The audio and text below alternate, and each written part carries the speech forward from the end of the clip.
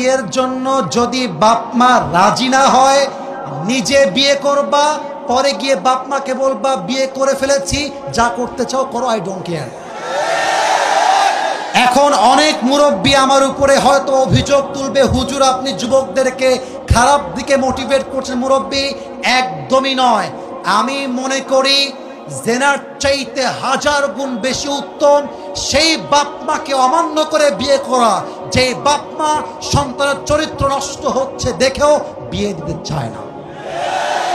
তুমি আমার বাপ, তুমি আমার মা, তুমি দেখতেছো দিন দিন আমি মেয়েদের নেশায় আসক্ত হচ্ছি, আমি পার্কে যাচ্ছি, আমি প্রেম করতেছি, মেসেঞ্জারে, হোয়াটসঅ্যাপে, হোয়াট এভার ইট ইজ, আমি নষ্ট হচ্ছি। তুমি মা হয়ে যদি আমার দায়িত্ব নিয়ে না বোঝো, বাপ যদি আমাকে না বোঝে, কাউকে দরকার নাই, আমি নামকিনে বিয়ে করে ফেলবো যুবক ভাইরা। এটা বাধ্য হয়ে বললাম। কেন বললাম? আজকালকার সমাজে প্রেম করা সহজ, বিয়ে করা কঠিন হয়ে গেছে।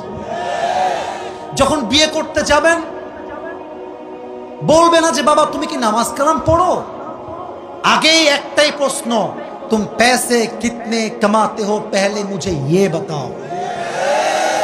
একজন যুবক কামাই করে 15,000 টাকা, তাগড়া যুবক, আব্বা বলে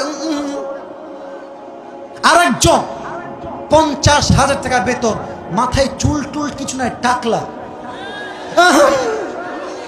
আরে এটাই দরকার আমার যুবক ভাই, আছে না নাই? এক বাপকে যুবক বলছে, আব্বা জান এই মেয়েটাকে কার সঙ্গে বিয়ে দিলেন, इसके सर पे तो बाल नहीं है।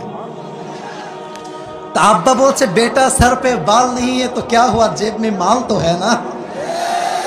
তার মানে কিছু বাপের কাছে মেয়ের জামাই হিসেবে চরিত্রবান জামাই নয়, টাকাওয়ালা জামাই তাদের জন্য বেস্ট অপশন হয়ে গিয়েছে, ঠিক না বলেন? তো যুবকের জন্য প্রথম কথা, বাবা আগে বাবা মাকে বোঝাও।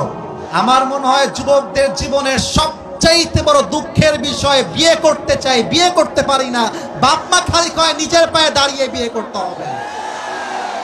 আর আজকালকার মেয়েদের কি হয়েছে আল্লাহই জানে, টাকা পাইলে বুইরা টাকলার সঙ্গেও মেয়েরা বিয়ের পিড়িতে বসে যায়।